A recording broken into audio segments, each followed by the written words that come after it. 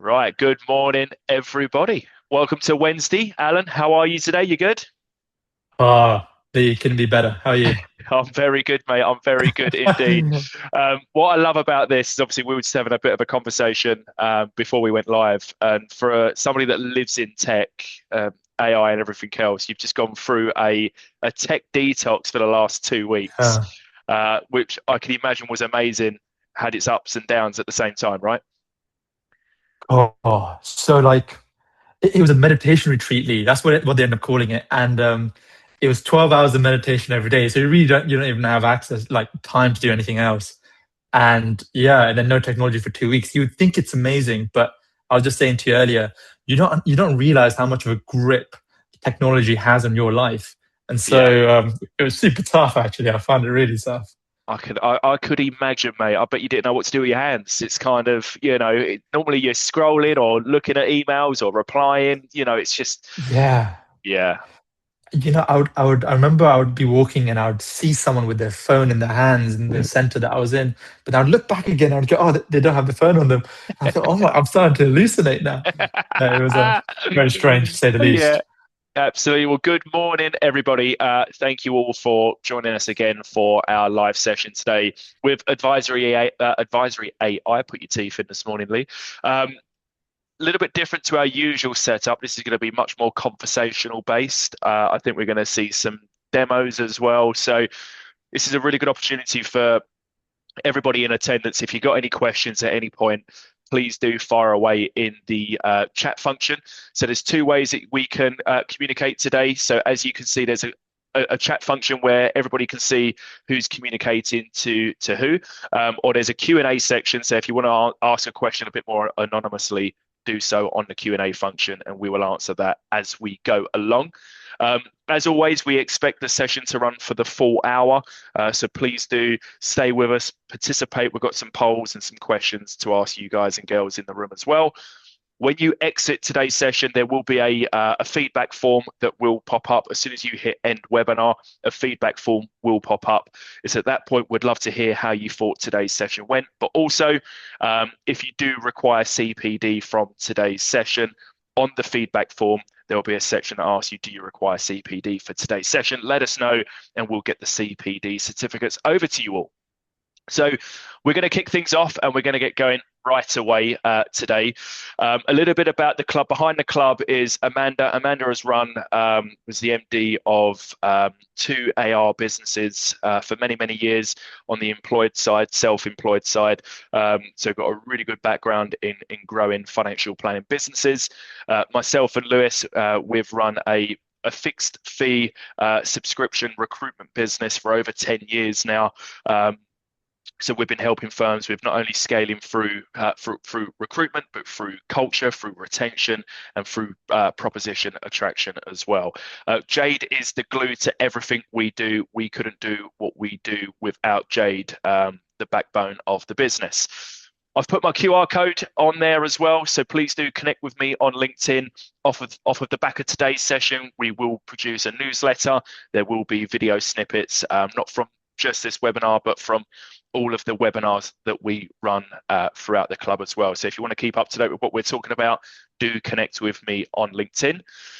But look, obviously, we couldn't do what we do without the huge backing of every single one of our amazing collaborators that now not only support with the delivery of content on our webinars, on and our newsletters, but also supporting our club members that are going through change within their business, whether it's compliance, whether it's AI, whether it's recruitment, solicitors, whatever it may be. We've got a really good firm that can support you along your journey and change within your business as well. So a big shout out and a big thank you to everybody that is collaborating with the club. Just briefly touching on this, because I know many of you know about our communities and most of you would have come from there at some point to sign up to our webinars, but we're building a community that works for everybody. So within our WhatsApp community, we have got separate groups depending on the role that you play within your business, whether you're a business owner, a financial advisor, a power planner, or ops manager. It's giving you a place to talk to people that are in the exact same role as you. we all go through changes and challenges within our business. You don't need to do it alone. We have got a good supportive group of people that have probably been there, done it, and got the t-shirt. So, don't face these problems alone, do it with others, is what we always say. Our club lives, our webinars are expert-led, practical, CPD accredited, and Alan from Advisory AI is joining us today. Our podcast is great. You can listen to them on any of the mainstream platforms. It's business owners hearing from the voices of business owners, their insights, the highs, the lows, and how they've got to where they are in today's world. So do listen to the financial planning podcast as well. Just want to touch briefly again on what we have coming up over the next coming weeks.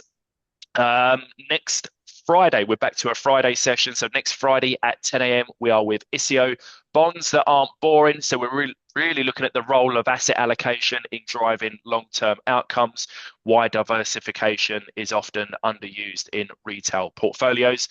We then, the following week, move into IntelliFlow, really about how advice firms are building, scaling, really growing efficient businesses using IntelliFlow as well. So what are other firms doing right now? So that's going to be a really good, insightful webinar as well.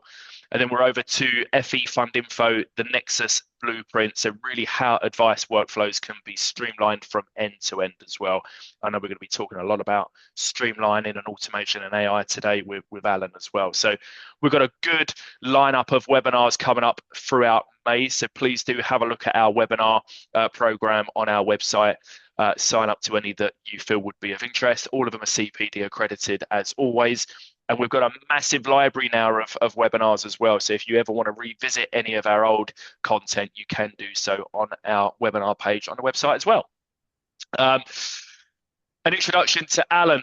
So Alan really started out as a financial advisor, Alan, right? You was an advisor. You spent much of your time on admin rather than client conversations. You went on to co-found AdvisoryAI to solve the problem, building tools designed specifically for advice firms. Today, you're working with over 350 firms across the UK and have produced an impressive 120,000 suitability reports, or there or thereabouts. I can imagine that's grown since this bio come to me. Your focus is simple: using AI to give advisors back time and make financial advice more accessible. Is that intro you, Alan? Was I on the money there? Have I missed anything? That intro might as well be written by AI, Lee. I think you're on the money. I think you're on the money. Pretty much spot on. We're now at 400 advising firms. So, good. Like the amount of firms that are now coming on AdvisoryAI is ridiculous. It's super exciting, and I'm super excited to be here and talk a little bit more about it. Amazing. Well, you're going to have the chance in literally 30 seconds. We always ask people who sign up for our webinars a couple of questions. We want to know who's in the room. So look, it's a good mix of advisors, planners, and para planners. All varying in sizes, right? From your micro firms to your larger organizations. What's really clear is that AI adoption is really well underway now in the industry. I think something that was a bit scaremongering, 2-3 years ago about AI is here to take over our jobs and, people are going to be out of work. That's, so far away from the truth, it's unreal. At the moment, most firms are either trialing tools or using them, day to day. But I still find, and, you might be able to, answer this, I still find people are using it at a really low level. Your meeting note transcriptions, just real low level, light usage at the moment. Nobody's really fully adopting AI. What do you think about that, Alan? Yeah, it's a good point. A lot of people have their opinions around AI, and so people end up following these opinions without trying it themselves. I heard a great analogy recently, whereas it kind of went like this. Imagine if you went to a restaurant and you saw the menu and you thought, God, the food looks fantastic here. And so your mouth starts to water and it looks great. So like from a visual perspective, you think it looks fantastic. You look at the people around you who've come before you and they've already got their food. It's steaming, it looks fantastic. They eat it. It looks like they love it. So your mouth starts watering even more. You've got this social proof logically it makes sense. And then you end up getting your own food in front of you and it looks fantastic. But until you end up eating it yourself, you really don't know. And it's kind of the same with this. Like, you can read everyone else's opinions about it, their thoughts, and everyone else's, and all these consultants who put down their opinions of how AI will replace jobs and do this, do that. Ultimately, the biggest advice that I can always give is the vast majority of AI platforms, including ourselves and many others, provide you to end up using it for free. Create some. You don't even have to use your own client data. You create some mock data, or the firm that you're working with, like for example ourselves, AdvisoryAI, we can provide you with mock data just so you can see how it might work in practice. I think experience and utilizing yourself, just because firms are so different from one another, is a huge benefit in understanding whether it can have an impact on your firm or not. Yeah, absolutely.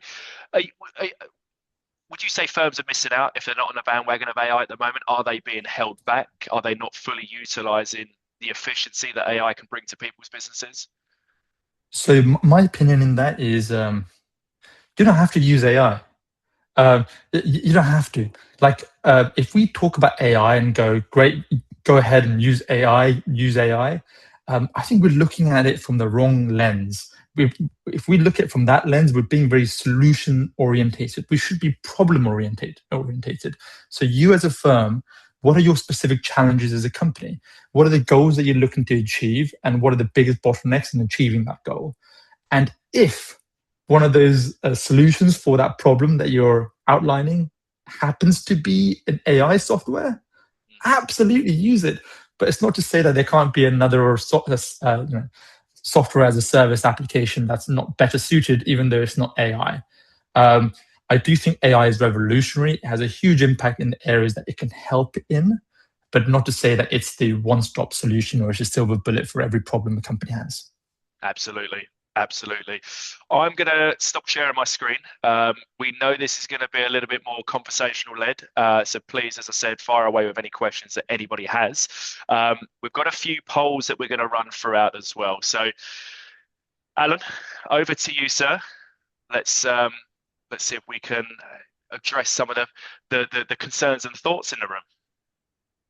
Gotcha. Yeah, I would love to get in questions. I think that's a big point here, Lee. We wanted to make it as conversational as possible. And I'm personally not a big fan of slides. I think it takes away from the actual conversation being had. Yeah. Though I've got these 2 slides that I end up showcasing. And if anyone's interested, we're more than happy to also go through a live demonstration of how the platform actually works, just so you can understand visually as to how this might look. Your mouth may start watering, in which case you can always end up trialing it out. And you can end up trialing out for free. Well, Alan, let me start with, we've had a question coming already. Somebody is trying to adopt but struggling with keeping client data secure. Can you advise on how we can make sure client data security is not at risk? I mean, straight out of trap with that question. I hope you've warmed up today. Love it. 10 a.m. on a Wednesday, let's do it. So awesome question. Please go ahead and send across any more. If there's any sort of hesitations in your mind, I feel like this is a space in which we can end up hopefully going through a lot of them in the time that we have. I would say 2 points on the area of data. Absolutely, it's like you as an advisor have a duty, or a power planner or an advising firm have a duty to ensure the data that you have your clients is kept in as secure place as you possibly can do, because they're trusting you with it. So there's 2 areas to look into. One is accreditations. So don't just take the firm's word for it when they say we've got great data security. There are many accreditations that one can end up obtaining to ensure that they've gone through the right hurdles, the right loops to showcase a robust data security. For example, one is cybersecurities. If they're certified from a cyber perspective, ICO certified, just to ensure that they're compliant with GDPR. And there's many others that one can also end up having, such as ISO 27001 or SOC 2. These are all accreditations that are huge names. And so it's typically renowned that if a firm has these accreditations, they have gone through the robust timelines. The second is to just understand how they end up using your data that you end up uploading. For example, if you use ChatGPT or Claude, right, which are fantastic, right? They're kind of what inspired us to build what we've built. They end up using every single data that you have and you provide to their models. They end up using that to train their models to become better for all users. It's a big no-no. So if you're using it, fantastic, but do not add any personal data in there. So just understand with the AI provider, how they're using that data. Are they using that data to train their own models so that every user on the entire platform benefits, or are they training it specifically so that your firm benefits only and it's locked within your firm? I'd say those 2 points are the most important to think about. It's interesting because we had a club event on Friday in Bristol, and we were speaking to one of the members in the room there, and they are advocates of meeting transcripts. They really, really are. Everything they do, they're just talking about how much time it's saved. Even with doing internal one-to-one reviews with staff, it's everything is transcripted now. That used to be the bear of their life, is having a one-to-one with somebody in their office and then having to write up all the notes and email everybody, and this is what we discussed, and just having that transcription now. But most importantly, when he uses it for his client meetings, he's built a custom ChatGPT that he then puts the transcripts through. So that's how he's using it. But as you said, it's about the framework, isn't it? And the guidance that you're using those prompts to give you the outputs that you want as well, right? Yeah, spot on, right? Which is awesome. I would slightly highlight that even though if it's a custom GPT, ChatGPT will still train that data set. So it's something that you've got to really look into from a data GDPR perspective. The second is where that data is being held. Is it being held within the UK or Northern Ireland, or is it being held in the US? Typically, if it's ChatGPT or Claude, it's going to be held within the US, which is also going against GDPR regulations. Just some things to be thinking about in this. But there's so many things that you can do for yourself. I've seen loads of people on like the webinar chat, which says they've come from Fireflies or Otter AI. So there's not only Advisory AI here, right? There's so many others that you can use. We're advocates of just starting. It doesn't have to be us. It'd be great if it was us, but just start in that journey. And then, once you end up starting it, then you can start to recognize, wow, there's so many other opportunities that you can have from this.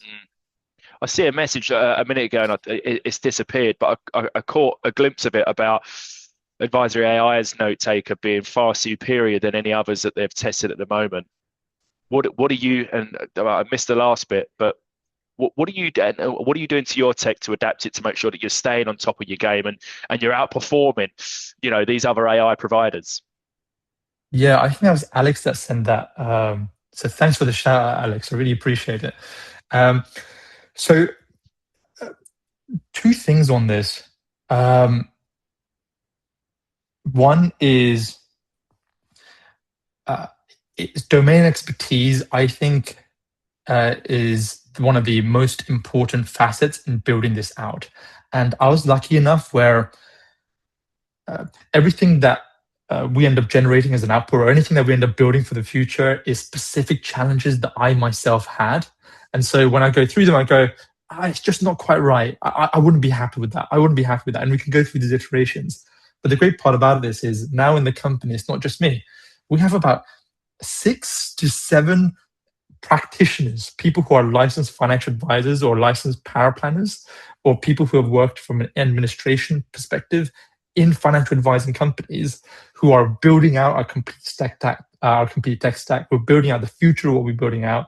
And it's people who have got so many different areas of expertise that they're looking at it from a lens of an actual practitioner. And I think that's been a huge advantage for us in how we've been able to grow and build out something that's really powerful. The second point to this is we're fortunate to have a huge amount of data sets. And we can learn from so many firms. Like, for example, we have over 400 firms that we end up working with. Working with all these firms, we can get so much feedback from them saying, this works really well, this doesn't work really well. And we do these quarterly meetups with our highest usage companies, where we all just brainstorm, and we do this a lot. We just say, this is what we're thinking, roast us. Yeah. Give us your worst, give us your best, and tell us what you really think, because we're going to be building this out for you. So we're pretty close and packed with our clients. I mean, I bet they're brutally honest as well, right? I mean, you could do Yeah, they're anything, not easy. anything. I bet anything on AI. You can even put your own website into AI and say, roast my website, and it's absolutely horrific. We Yeah, we yeah, do yeah. that with a lot of things, and yeah, it's interesting feedback. But you're right, you're only going to get that feedback from those users, and it's the only way you're going to be able to adopt it and improve. Very much like what we say of our webinars, give us feedback. How did we deliver the content? Did it meet your needs? Was it relevant? If we didn't ask for feedback, then we'll continue delivering the same output and getting the same results, right? Unhappy attendees, which is why it's always important to gather that feedback. But it's interesting the way, and is that on a face-to-face basis that you get people in and guards down, let's have a conversation. Spot on. We try to do this face to face as much as possible. At times when someone can't come in, we'll do it online, and it's awesome. These sessions, we do it for an entire day, every single quarter, and it ends up having a huge impact as to what we end up building, what we don't build out. There's many like debates, and it gets heated as well, because we're so Yeah, I passionate. bet. Yeah. We're so passionate about what we're building, and all the practitioners within our company end up coming to those sessions, and it's fantastic. I'm gonna kick off with the first poll, Alan. Really, I just want to ask the audience what the biggest barrier to adopting AI is in their firm. Historically, what do you see when you have a first discovery call with somebody that's exploring AI? Where do you typically see their biggest concern or their biggest barrier? A big one that we find consistently is related to the first question that was asked around data and compliance, which is huge, right? Because I've just given a whole series of names like SOC 2, ISO 27001, Cyber Essentials, ICO. These like a bunch of acronyms that how is anyone really meant to know or follow up with all of these? Therefore, yeah, Like, who's exactly. teaching you all of that? Yeah. It's super tough. In which case, we found this to be the number one reason typically. If that is the reason for your firm and this resonates with you, what we can do is we've created a definition document and why it's important. So with any firm, even if they don't become a client, that's absolutely okay. That's fine. You can go ahead and reach out to us and we can send that to you. And you can simply read and go, okay, this is why that's important. This is why that's important. And this is a tick box just to ensure that this follows to what I should be doing. And we've compared that with other really big industry players like Intelliflo or FE and what they've done with their data security and compliance, just to ensure it's matching like for like. Yeah, interesting. On this, yeah, a few people have commented, not sure which tool is right for us, or I want to bring this back to one of our clients. So one of our clients, they're a really big firm. They've got around 250 advisors. They're a network as such, right? When I was talking to them about AI adoption and what AI are they using, the response was, we haven't got a problem that we're trying to fix. What does that tell you about their outlook on things? Do you have to have a problem within your business to find a solution, or do you take a different stance on it, high level? What's your thoughts on that? Sure. Well, there's no problems in your company. Life's good. Yeah. Life is good, and that may very well be your case, which is fantastic. Well done. Then I suppose what the position that you're in now is trying to see, well, can I be more efficient? Can we provide better advice? Can we provide quicker? All these questions end up coming about how you can end up just becoming better yourself. And that's where AI can be interesting, and that's an area in which you can start to look into AI, because it has had a huge impact in how advisors, power planners, administrators end up working. If your answer is not sure which tools are right for use, then what you can end up doing is, like the analogy I was saying earlier, start with any. For example, AdvisoryAI, we can provide a free trial for all users, whether they're a power planner, administrator, or an advisor. You can go ahead and try it out, and you should be able to understand whether it's going to have a benefit in your business or not within the first day. If it doesn't, you can hold me accountable and I can get you a beer. Yeah.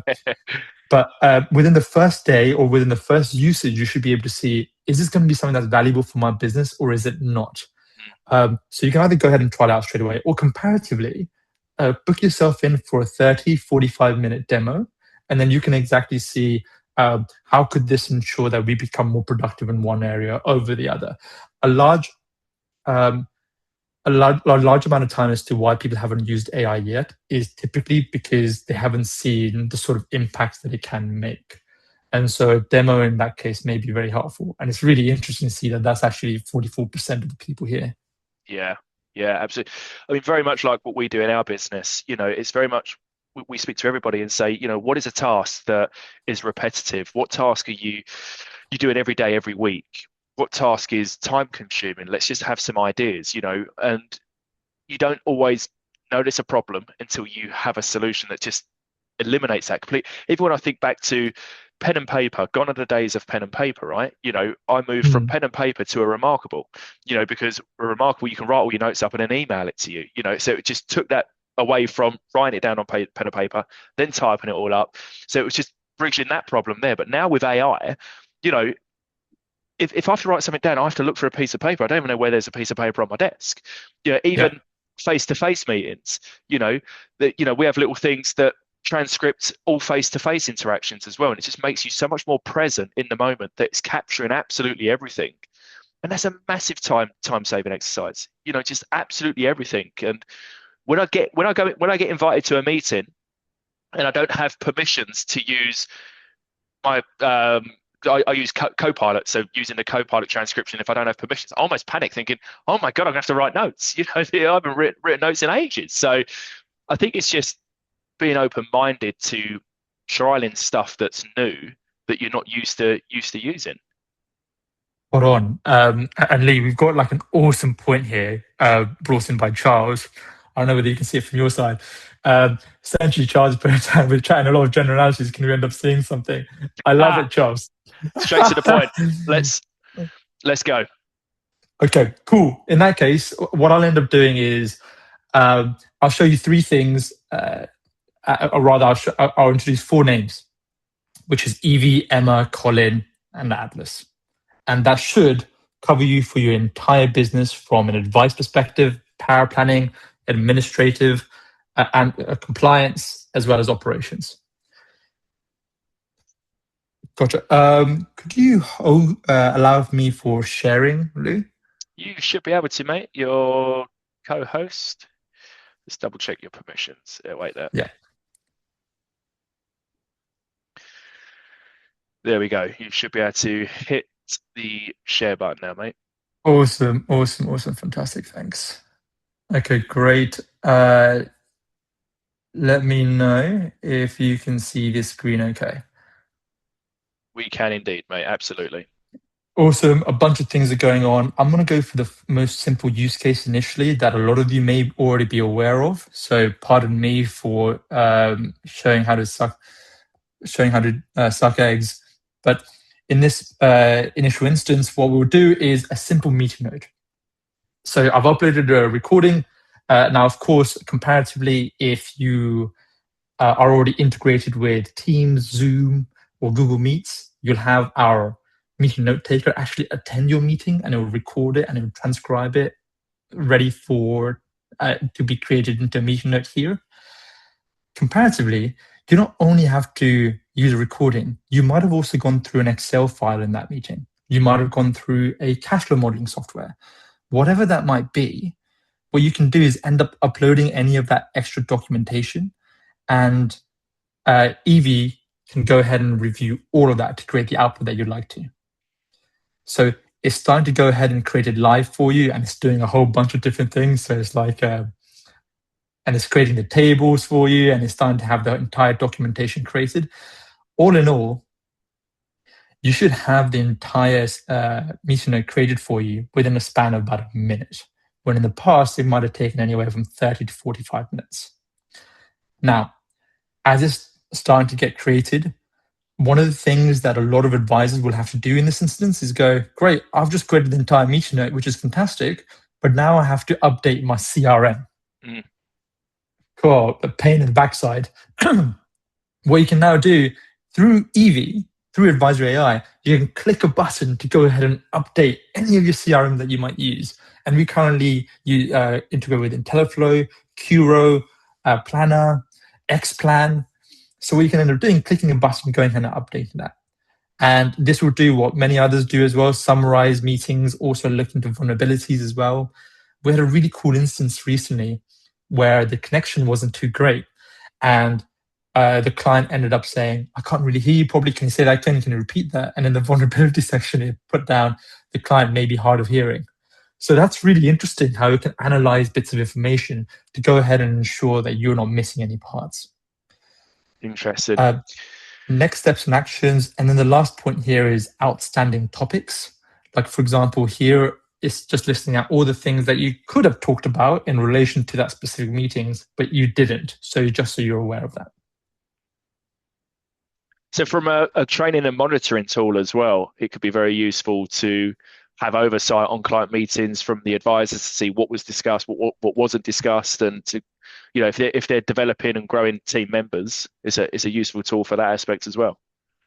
Oh, for sure, right? Like, it's huge. And the meeting note taker has typically tended to be like the initial route of entry for the vast majority of advice firms, which is great because it's a really simple utility to end up utilizing.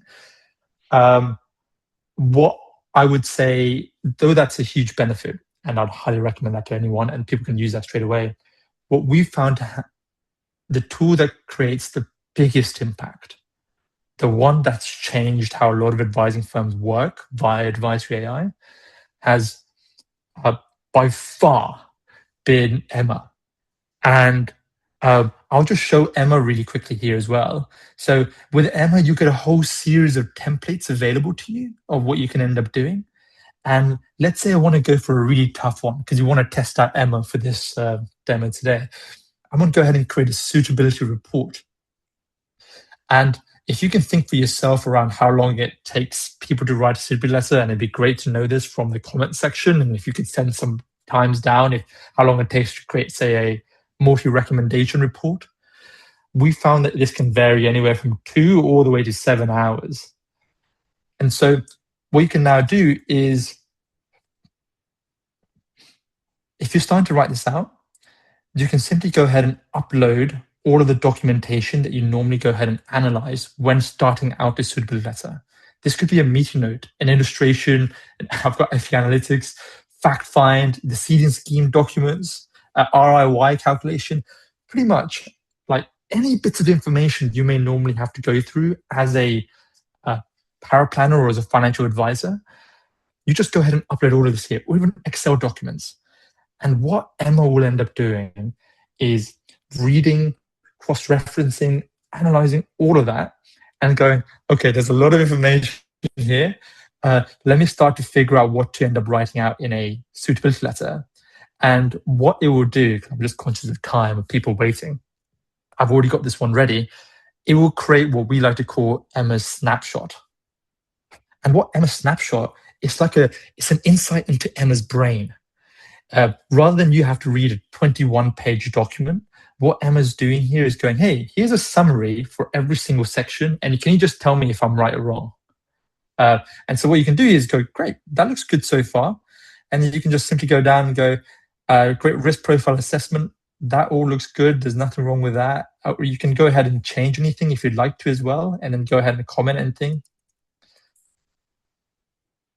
And you can always go ahead and click looks good. And the whole process is meant to be super simple. From an analysis and research perspective, Emma can conduct cost comparison as well as performance analysis for you based on all the documentation you've uploaded. So you now don't have to do that anymore. If you want for Emma to regenerate something and only review specific documents, you can click on them and say, Emma, just look at this, just review this instead. It can go ahead and do that. In the recommendation section, this is like my favorite section because here it's found out what the recommendation is based on what you've uploaded in the meeting note. You could have put down, hey, it's a transfer from Aviva to Scottish Widows, whatever that might be. But based on all the information provided, what it can do is figure out for itself why this recommendation makes sense and why it may not make sense based on all the information uploaded. And the great part about this is there's also citations throughout, just so you know exactly where it's coming from, and just so you know you can review it, whether it's accurate or not. Just for quick instances, I'll just go ahead and click looks good, just so you know exactly how this might work. And then from this, you go ahead and click next. Now, what you'll have with this section is one of my favorite areas is as it's starting to load up, you can also start to see it generating live in front of you. And it's so specific. It can be made specifically to your own templates. So your format, your structure, as well as your own tone of voice. A big one that we get a lot is, well, can it recognize our CIP, our central investment proposition, and the different instances of when a CIP may come in handy, or a specific level of paragraphs for our CIP? Absolutely. The reason why we personify these names, Evie, Emma, Colin, Atlas, is because it can be made specific to your firm, almost like a new person joining your company. As opposed to having to wait. I've already got one ready here already. It takes about anywhere from 3 to 4 minutes. And then you now have a full 21-page suitability letter done. I know, like, some things that people are probably thinking about here is, hey, is this good to go now? I don't need to review anything, and like it's all well and dandy. Like anything, right? AI is great. It can make you super efficient, super fast, but it's not better than a human. I don't think it ever will be, right? I think we've got a long way to go. In which case, simply go ahead and review all of this just to make sure it's accurate, it's how you want it to be, but it changes you from having to be an author, started from scratch, to being an editor instead. And being an editor, you can be a lot more efficient. That's awesome. A couple of questions have come in. Does it integrate with Enable? It doesn't at the moment, but hopefully light at the end of the tunnel for you, Scott, which is we partner with ZeroKey. ZeroKey are the integration platform in the industry. They have currently about 50 different integrations. And what we do with them is we have a plug and play, meaning for our clients, as opposed to have to go directly via ZeroKey and pay ZeroKey, they can just pay for us and they get ZeroKey for free. And so And so if Enable is integrated within ZeroKey and you're a client of ours, Scott, let us know and we can see whether we can go ahead and plug and play with ZeroKey for you. Nice. What about Anthony's question? I love the way people are calling it Emma, and I love the names. Where were the names? Where I know you said it was obviously relating to like bringing somebody into your office, but does Evie, Emma, Colin, do they mean something to AdvisoryAI? They do, which is it's really funny. Emma is named after my first paraplanner. Like, she's a superstar. She's my first. So when I ran my own advising firm, she was my first ever paraplanner. She helped me a tremendous amount. She's awesome. And I remember when I started AdvisoryAI, I said, Emma, you've got to join over. And she said she's got equity in her current advice firm that she works in. And she's like, no, I don't have equity. I can't even join it. And I said, oh, what a shame. I said, well, in your remembrance, we will name one of the first models Emma after you. And it's not actually good luckily, because my second paraplanner also joined AdvisoryAI, Brad, and he goes, why is no names named after me? And I joined the company. Is Emma getting royalties from AdvisoryAI? Well, don't bring it up. Don't bring it up. I don't want her to get any ideas. Yeah. So can Emma show citations of evidence of why it has suggested those recommendations? Yeah, exactly. Like you would have seen in the snapshot just then, Anthony, around like citations of where it's getting every bit of information from. So absolutely, yes, it can. It can tell you exactly where it's coming from, as well as which document it's coming from as well. So what's interesting, I just want to go back to Evie, which was your meeting notes. So if you're going through spreadsheets and presentations, or I assume cash flow modeling, or attitude to risk, if you're going through these documents live with the client, you can upload those documents into Evie along with a transcript, and that's how it starts pulling everything in. It's not just basing it off of vocals, but it's also basing everything off of the content as well. Yes, spot on. Because as an advisor, we go through more than just talking to each other. We might also go through an Excel document, go through some analysis there. We may go through analytics and have comparisons of performances, so many things. We're doing cash flow modeling. In which case, as opposed to just having to go through a single source, just a transcript of the conversation, in which a lot of context could then be lost, you can go ahead and upload all the other documents that you also went through in the meeting. It just means the output can now be extremely accurate, and it has all the context so that you have as much value as possible. Yeah, love that. Again, the attendees in the room, if there's anything in particular that you'd like to see or test, Emma or Evie, let us know. There's, I suppose, 2 last points, and then we can go through some more questions as well, if that's okay, Lee, which is Colin and Atlas. Yeah, fine. Let's do it. Cool. So, oh, actually, what I might end up doing, this might be fun. What I could do here, guys, is, so let me show this tab. This is Atlas. It allows you to communicate with your entire database.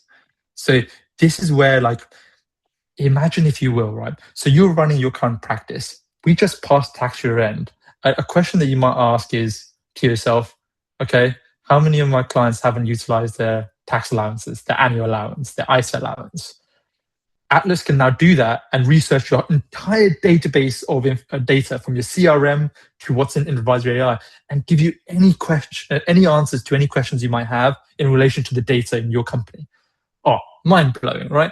What I want to do is, if anyone has any questions, write them down on the chat, and we'll test it out live. Now, this could go wrong, Alan. I love it. Because people use it in so many different instances. Yeah. We found one advisor who told us, I figured out a new way to get a lot more referrals. Because what they did was they asked Atlas, go through all of my meetings I've had in the past 12 months and find out why some clients give me referrals and some don't, and what the similarities there are. It's like a different level of insight. Someone else asks, how can I be a better advisor in my meetings? And what would you say are the areas that I'm not so great at? God, what a game changer. Yeah. Anyway, a bunch of questions. But so before we end up starting this out, definitely write them down in the chat if you have any. If not, I can start testing them out, and we can go through Colin for now. I've got one for you. Something that's a little bit more quicker, a little bit more transactional. Can it pull up people that have had a 2 or a 5 year fixed mortgage that's going to potentially be up for renewal? Can it pull that information through? Sorry, mate. What a question. Sorry. You know what? Awesome. I love it, Lee. I'll never try this out. It may be the case of some of the data or clients that we've listed out don't have that. Them. That's fine. Got it. Yeah. It depends on the data. Yeah. Clients that have their fixed term mortgages which are about to run out or have run. Let's see what this does. Oh, God. This is so good. Okay, which is awesome. So I'll just explain what's happening in the background here. What Atlas is now doing is going through all of the client data that you currently have on the platform and trying to figure out, okay, based on all the clients that I have and all the information that's there as well, what relates and what doesn't relate. Oh, look at this. Wow. Okay, that's good. Oh, so cool. Okay, so there's so many things that you can do. I've never asked that question before. And Lee was not teed up to ask that question. No, not at all. Not at all. But I just think of opportunities where people come in and that, even when they grow a business and, they've got some old legacy clients or, that want to go for an old book or whatever it may be, the opportunities isn't starting from a blank canvas, isn't it? The opportunities are starting within Atlas. And these are your golden nuggets, right? This is where you start, surely. Sure. And this, like, we've just thought, Lee, you just thought about this for the past 2 minutes to come up with that question. Imagine if you spent some time in really figuring out, imagine if you could say, go through all of the insurances, which clients don't have insurances in place, which have expired, whatever that might be. It's just so powerful. It's really, really cool. Okay. And there's also a citation at the bottom, just so you know exactly where everything's coming from. So exciting. Okay, do think about some more questions. We have compliance checker here. It's a big one because we work in probably the most compliant industry behind nuclear. And And file checking, report checking is huge. Typically, an advice firm would check about 15% of all their cases. And that's just because it takes so much time to do them 100% of the time. What Colin, and Colin we just thought sounds like a very compliance pro name. What Colin does is you can upload all of your files that you use to create a suitability letter, and Colin can review that for you. It's already reviewed one for me here, and can tell you 39 checks, and it can tell you exactly what the compliance score is and whether it requires review or whether it's failed. Now, the great part about this is you can, for yourself as a company, you can go, if anything's below 70, we'll ensure to review it as a human ourselves. But all you know from your side is anytime the FCA comes knocking, you now have something where you can say, actually, I've reviewed everything. When there's ever been an alarm bell, we've actually reviewed it twice round. It just allows for a greater level of security. And obviously here, when you go ahead and click specific documents, it can tell you why it's gone ahead and failed. So there's also remedial action as well. Similar with the report checker, this is the suitability letter specifically, and it's done a tremendous amount of analysis. Let's go to like vulnerability here, for an example. What you can do here is you can go, it's provided a comment as to why it's failed, the remedial action, and it can also, when you go view reference, you can go specifically to that area in that document. So you can go ahead and amend that straight away. So Colin is another way in which firms can also be supremely more productive. But the great part about all of these 4 different utilities is you can start to use them based on what you tend to do most for your firm. So you mentioned earlier, Lee, what if that firm doesn't have a problem, right? In those specific departments in those companies, some departments might find certain things more challenging than others, in which case there's something for everyone. One other cool one that I just want to try out here with, let's say I've clicked the client Delbert. I'm just going to put down, I'm about to have a meeting with Delbert. With Delbert, can you create me an agenda and a pre-meeting pack? So what it's just doing here is it's going through all the previous bits of data that you've uploaded about Delbert and from your CRM system. And what it's going to do now is go, based on all of that, why don't I create an agenda for you for the meeting that you're about to have and all the things that you should or should not talk about. Mm-hmm. So again, it's a way for us to make everyone's life within advising companies life significantly easier. Interesting question come in from Anthony. Can Atlas interrogate connected CRM data, or is it only data stored from client meetings and file uploads? I'd love to ask a follow-up question to that. It's like, what's an example of interrogation? It's like, I'd just like to know that if it's the question of, say in your CRM if you could ask a question saying, what bits of information are not filled within my CRM at the moment, it can absolutely do that, if that's what you mean by interrogating. Or if you're also saying interrogating, like, can you ask Atlas the question and it will go through the data that you have in your CRM to give you any answer for that? You can absolutely do that as well. Okay, client values as an example. So how many clients have over 1 million? Cool, love it. Let's start a new chat. How many clients? It's great actually, because my team always tells me, "Do not do this live. Do not do this live." Have more than 1 million in like net worth or investable assets. Which one do you want to go for? We'll leave that one up to you, mate. Okay. Net worth. Okay. How many clients have more than 1 million net worth in my client base? This is really cool. That I always find it fascinating what people end up wanting to ask, because it can be so different. We found a lot of firms just asking, "What's the nicest thing a client's ever said to me?" And we thought that was somewhat unusual initially, but we found that's actually fascinating because you can use those as testimonials perhaps in the future. Yeah, so that's awesome, isn't it? Just pulls it through. So would you say a lot of people use this as a starting point with how many annual reviews have I got this month? Or could you do it as a business analysis tool? How many clients did I onboard last month in comparison to the month before? Or how many clients did I onboard this quarter in comparison to Q3, or what could you use it as a real business tool as well as 'cause there's more to this than just reading client files, right? Oh yeah, that's such a great question, Lee. Uh, Absolutely, because it's a superpower. Like you now have access to data, and you can ask anything you want in relation to that data. So yes, you can ask specific one client bits of information, but it can be so much more powerful than that. Imagine if you could end up saying things like just like you just said, Lee. Tell me all of the clients that I should book in for the next 3 months based on the time that I last saw them. So Yeah, and then it can do the analysis for you. This shouldn't. These are all when we think of why we joined this industry, the financial planning industry, as an advisor, power planner, administrator, or an operator, we did not join to do these mundane tasks. mm, We joined to conduct analysis, be creative, be able to understand people from not only a logical perspective, but an emotive one as well.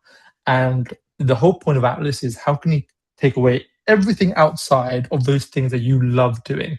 And that might be figuring out who you have to end up setting up for an annual review meeting.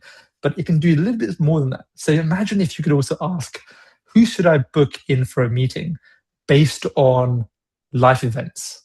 So, and imagine if you could figure out this person expecting a child, this person mentioned they're going to a funeral, whatever that might be. And that's a different level of personalization that we could have never had before.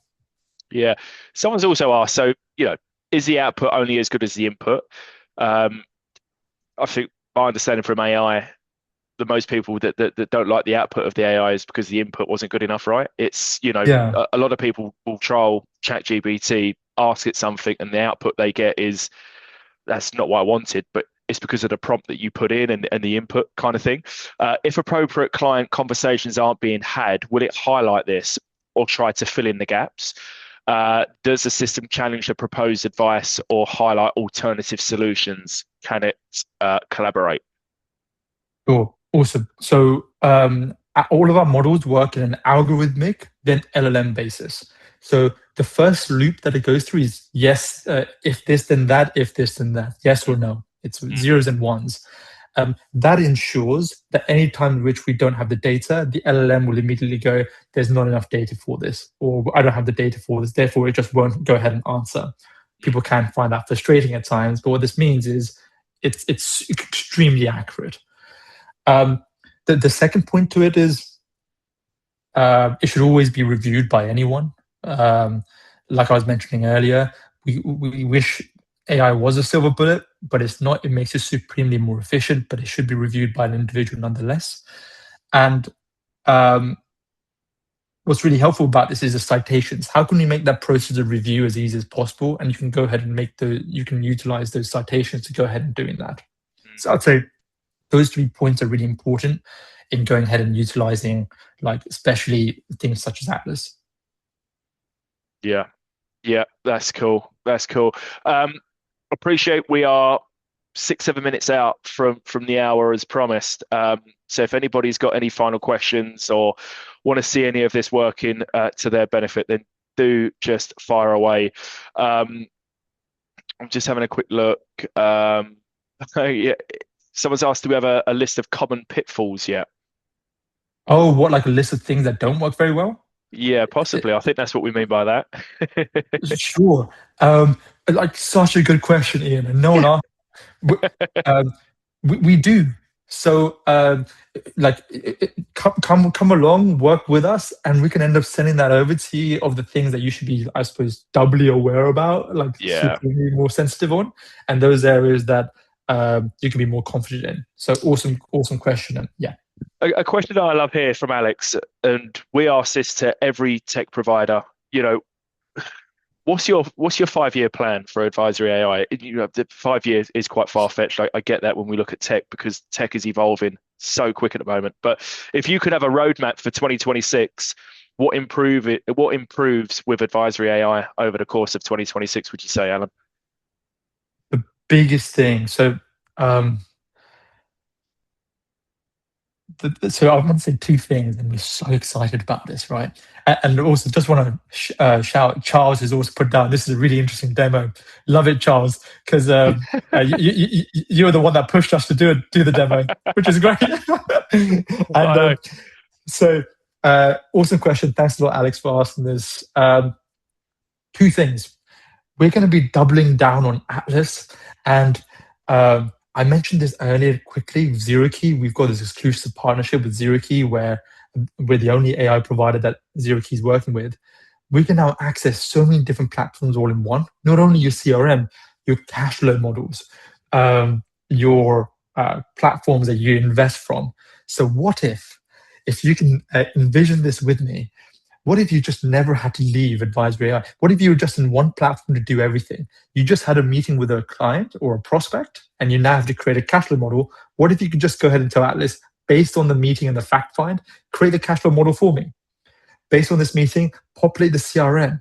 It just means, and you could just go pull in all the reporting from the platform where this client's invested from, and pull in the charts and conduct the analysis for me. Boom. Now you have everything all in one place. Atlas is already doing this from a CRM perspective, but everything else is soon going to come by the end of this year as well. That's number one. Super interesting, exciting. Number two is workflows. Workflows is going to be launched in 2 weeks' time. I was just going to talk to you about workflows. At what point does agents come into play here and workflows? Yeah, which is, it's really, really cool. And what this means is, for example, Advisory AI has been built by us. Workflows is built by you. And what do I mean by that? It's Lego blocks. So what you can do is you can actually tell Evie, Emma, Colin, Atlas what to do in a sequence of flows. So for example, you could even say something like, anytime Evie finds out that an individual is considered vulnerable, I want you to immediately start this workflow. I want you to alert a compliance officer. From the compliance officer, I want you to immediately run a Colin compliance check. From that, I want you to go ahead and review and see what the remedial action is. And you can go through that entire process. Secondly, let's say every year in October, because you want to get ahead of the tax year end, you can even create the workflow of, I want to review my entire client base every 6 months. I want you to find all the opportunities that's currently in my client base for tax allowances. And I want you to go ahead and draft them an email for every single one of them. I want you to send the email after I've reviewed them, and I want you to book them in for a meeting in my calendar. And this could be a workflow that could work autonomously without you having to do something. The first iteration of this will be launched in 2 weeks' time to our clients. So if you're excited, come along, become one of our beta clients, and you can start to test this out for yourself. And the great thing is, it's not us doing it. We can give you some templates of what we think are good, but you can make it your own. You can be as complicated or as simple as you'd like for it to be. What I love about this, Alan, this isn't a solution for your administrators, your power planners, your advisors. I think this is a product for the whole business. This product can be used at so many different levels because when you typically think of Advisory AI and other AI providers out there, you do typically think, oh, your meeting note transcriptions. You do kind of think, your pre-populated suitability. You do kind of think of the real, basic level of AI. But I think from what you've shown with Atlas and the power of Atlas, just looking at your business at a standpoint, it's an ecosystem that can just read and listen to everything, and it'll identify quick wins for people in their business. It'll identify problems, solutions. It can give you probably a more in-depth business analysis on where you are at the moment, and I think it will just grow arms and legs, right? Oh, for sure. And like I always say, that there's no point just making one area of the business more efficient. Imagine if financial advisors had meeting notes, but now power planners just have so much more work. Yeah. There is still a bottleneck there. It does not work. It needs for it to be an ecosystem, exactly like you just said, Lee, where every single person in the company is efficient so that the business ends up uplifting itself. If we have one area of the business become more efficient, it just means there's a bigger bottleneck in another one. You'll have to go ahead and hire significantly more people. The cost ends up increasing. It doesn't work out for the longer term. Ensure that everyone's more efficient. Create an ecosystem for your company. I love it. And that is bang on the money at 11 11:30. Me and Alan are more than happy to hang around and stay around, but I appreciate people have got other commitments. So if you've got any other questions, we're here. I'm looking over here because I've got a different screen up with everybody's questions. So look, if anybody else has got anything they want answering, now is your time. I think I've got 4 questions. Good stuff, Alan. Great progress from Stephen. So thank you very much for attending. As always, give us some feedback on the feedback as you exit today's webinar if you require CPD. This isn't the first piece of content that you're going to see from these guys. There's going to be plenty more to come. We've got a series of webinars lined up to run with Advisory AI as well. So I think when we went into a particular part of, I think it was the Advisory AI platform, there was a whole library of your fact finds, your suitability. There was a whole library full of stuff that you can, play with and demonstrate and get excited with. So, mate, watch this space, Alan, eh? Oh, it should be good. It should be good, Lee. Thanks a lot for having me. That was really Anytime. great. If anyone is interested, I put down in the chat as well. Feel free to go ahead and either use our platform or get yourselves booked in for a demo at AdvisoryAI.com. Yeah, like the Financial Planning Club, we love feedback. So please be as nice or as not nice as you want to be. Both are helpful. Appreciate that, mate. Couple of questions. If managing and integrating our existing tech stack is a pain point, how do we stop Advisory AI not becoming just another piece of software we're not fully utilizing? I mean, that's so common, right? Okay, I think so many businesses can look at their balance sheet and see they're paying for a piece of tech that's not being fully utilized. It's how do you ensure that every person within the team gets fully bought into Advisory AI? Yeah, it's a great question. I'm going to say there's 2 points to this. One is the tech has to be connected, or a big help is when the tech is connected to your current already tech ecosystem, and it allows for your current ecosystem to be more efficient. That's a big one. That's a big way to end up selling this tech to the rest of your team. For example, Evie at the moment, as well as Emma, can go ahead and summarize a meeting note or transcript or whatever that might be and populate that again into your CRM system. It saves a tremendous amount of time. As opposed to you have to manually go ahead and populate your CRM, it can go ahead and do that for you. And that's a big way to try and sell this, because now you can just tell people, are you still really populating data in your CRM when Evie and Emma could do that for you instead?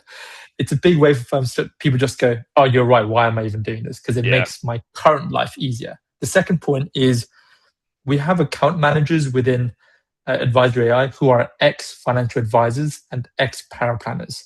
You'll be assigned to one of them, and they will run you through how you can make best practice of the entire platform. So you are not alone in this.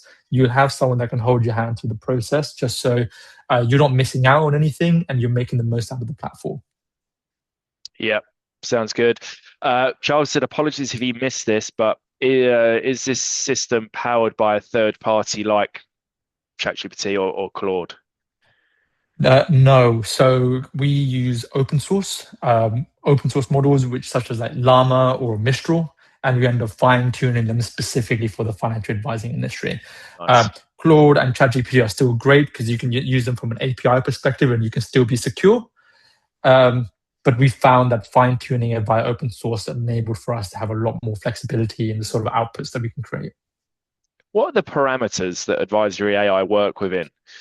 Are there really defined parameters where it doesn't get creative and start making up information? How? Because I think that's a big concern, isn't it? That people it interprets stuff, and are there security measures and parameters put in place to stop anyone, Evie, Emma, Colin, or Atlas, getting creative?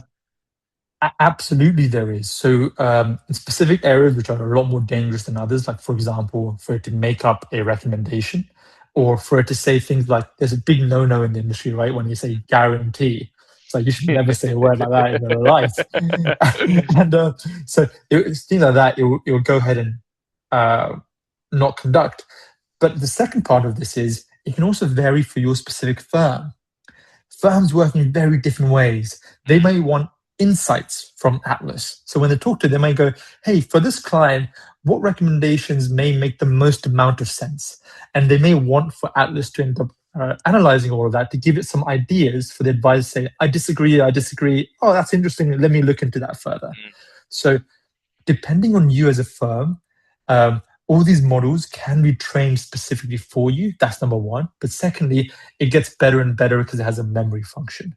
So it will start to learn and recognize how you interact with it and how you like to be interacted with. So I've got quite a long output for mine because I like reading and I like a lot of output. A lot of people might go, stop talking so much, be a lot more concise, be a lot more clear.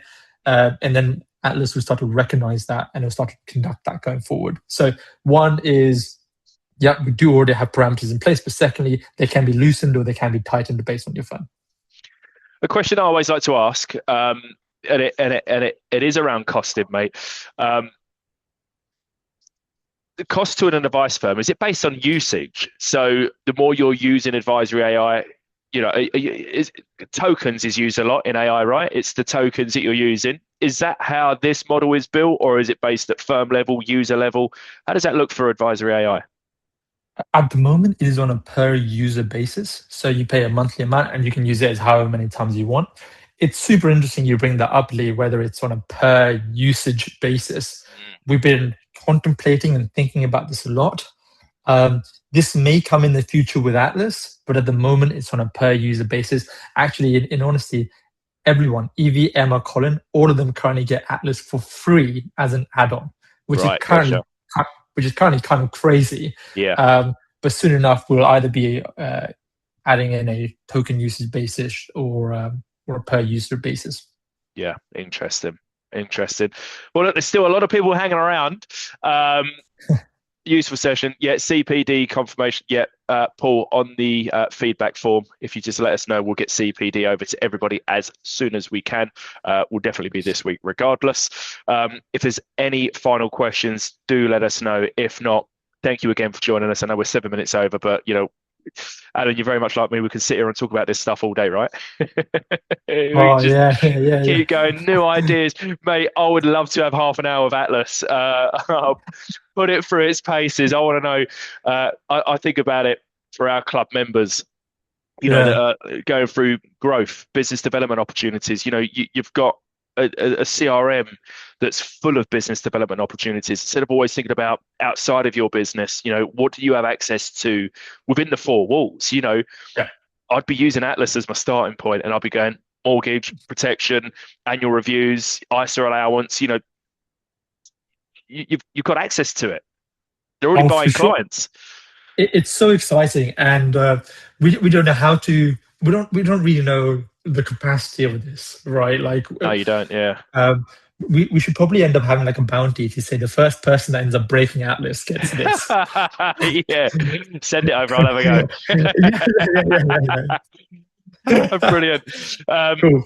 Mate, I know we've got a meeting on the other side, so I'll end the webinar. Thank you, everybody, for joining us. Hope to see you on future webinars. All the best, and see you all soon. Cheers, guys. Thanks for having us. Cheers. Bye-bye. Anytime. Bye.